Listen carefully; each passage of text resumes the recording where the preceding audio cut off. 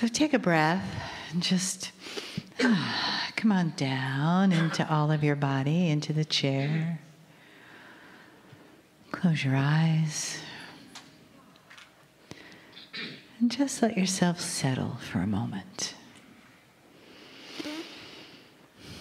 And notice as you inhale and exhale that soft rising of your chest.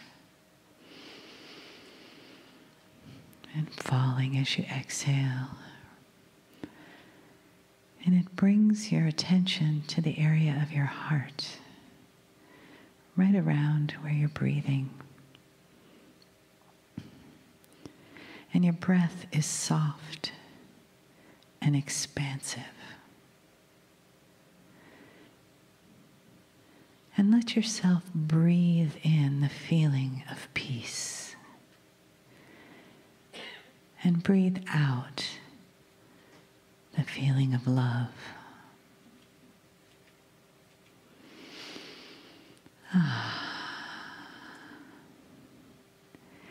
And how that just permeates your whole being, because your breath is alive. And that peace is alive inside of you. And love is alive inside of you. And it fills the room as we each inhale and exhale. And that invisible love, that invisible peace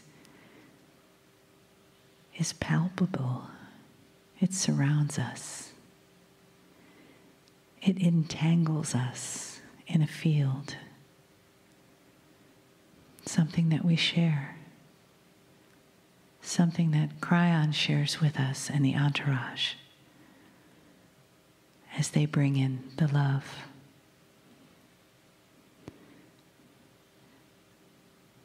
So let yourself just sink back into the arms of that love. And as you receive the message from Kryon, feel the energy of the message that underlies the words, and let it become a part of your breathing in and breathing out. Greetings, dear ones. I'm Kryon of Magnetic Service.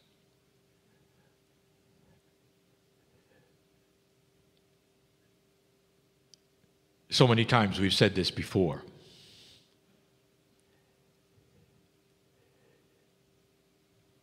If you remain in the box of belief that you were born in,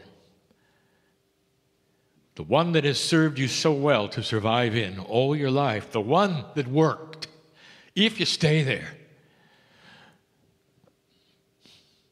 this is still the man in the chair pretending. And that's the way it's designed. Now listen. It is one of the only attributes on the planet that requires the belief of consciousness within a human to expose something that heretofore was invisible.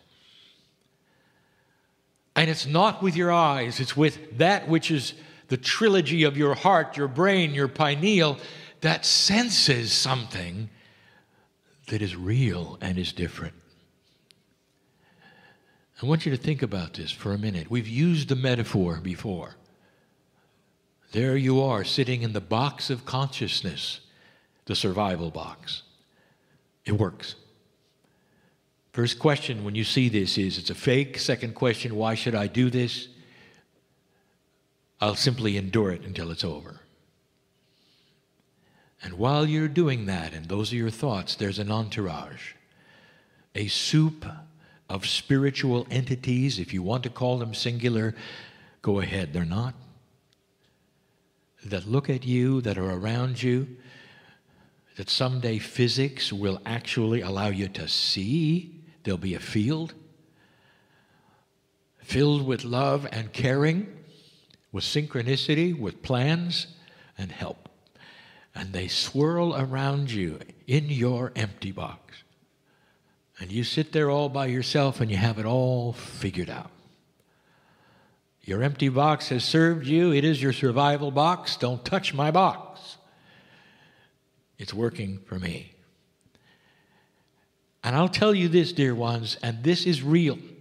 And it's important you understand the love of God that is compassionate for you. If that's all you do all your life, there is no judgment.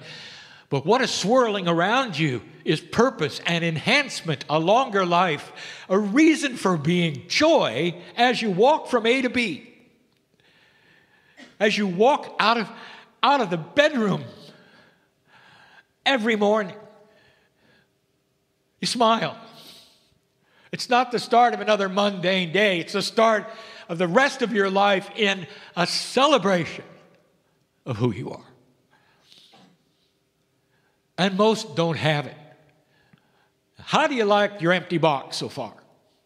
It has served you because you've survived, because you're strong. And most of the earth walks around in that way. And they'll do it even if they say they're religious. Because they have to, even to survive in the religious system, where judgment is the way of it. You've got to create a box then that suits the doctrine, but it's still an empty one. You with you, trying to survive whatever you were told. And the principle we give is the principle we always give, that some of you have understood and realized, but not completely. I'm going to channel more about this tonight. When you start to expand the box, or gasp, destroy the box, is when things start to happen. And then you let us in. Did you notice something that has to happen? Your free choice must decide that you're done with the old survival. Take a deep breath, get out of the box, and instead of destruction, there's going to be enhancement of who you are. Because then you will start to sense the love that God has for you. Whatever you call God, Spirit, there is a creative source. It's the closest word you got for that which is everywhere in the universe, in the galaxy, right here with you. It's so big, and yet it knows your name. You call it an it because you haven't got a word. You don't have a non-singular word. This is how structured you are. The very concept of the energy that is around you is not available in any language on the planet. If you call it energy, don't do it. It's love. It has a face. It's a big face. And in that face, if you looked at it really carefully, you're part of it. Your face is there. It's not the face you have on earth, it's the soul face. The collective creative source includes your consciousness. You are part of God. Do you know what happens when you break down that box? You don't gain some kind of a parental helper. You expand you. You get to see right away the handshake between the creative source and who you are. And then you start to realize you do create your own reality. You do have an influence around you. There have been detractors and those intellectuals who will say, it's ridiculous to think that every single human on earth could create their own reality. Because everybody would then steamroll over everyone else. And this is where we come in and say, this is your three-dimensional perception of what we're talking about. Again, steamroll. You figure it's about force. It's about putting yourself over others, and it isn't. It's about a collective puzzle that coalesces beautifully because everybody's involved. Do you know what happens if everyone dropped their box? And the answer would be peace on earth. You fit into a bigger puzzle. You don't steamroll over anyone. You wait for things to happen around you that are purposeful and beautiful and fit into a plan. And you can't see it immediately. It might even be frightening or scary or sorrowful. Until then you realize, oh my goodness, oh my. I see where it's going. I never knew how good it would be. Thank you, God. Thank you, Spirit.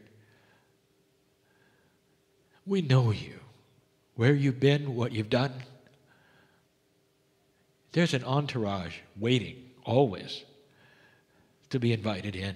And when you're in a place to make that invitation, stand by. You're going to meet yourself. You're not going to meet a parent in the sky. This is different. Tonight I'm going to give you a channeling that shows you some things in the way humanity has gone that perhaps you didn't think of before. I'm going to call it listening to the voice of Spirit. How we speak to humanity and how you listen. These things are changing. It is the reason I am here. Now I'm going to close now. And here's the question. As you sit there, listening in your home or in this room, as you sit there, be honest. What do you think? Real? Well, not real. If you crossed your arms and said, show me, you're still in your box. If instead you have opened the box and said, dear Spirit, show me what it is I need to know, I am willing to step out of it, then you felt the love of God today. You know there's something there. Where are you? Are you in the empty box? How you doing? Are you surviving just fine? Or is there more? And I'm here to tell you, this is real. And many of you feel this. My partner has stepped aside completely. He is not speaking these words. He does not know what is going to happen when he sits down. He's not got a planned message. He has no idea. All he feels is the love. We put him into a very, very beautiful place. How real is this to you? Could it be that everything you're hearing right now is from a very loving place that knows your name and cares for you and is inviting you to be more part of this new energy and get going, light worker, old soul. You've been here a long time and you know it. This is not the first time around for you, any of you. You think it's an accident you were born at this time or who you are? Or what you might be able to do just by showing your gentleness and kindness to others? Not by giving them a crayon book. By becoming the master that you are and how you behave and treat others. That's mastery. It changes the planet, believe me. And the ones who will see it first are your kids. And then they will start emulating. Long after you're gone, they will emulate you, and you will live on in them because of it. Think of this. I'll be back. And so it is.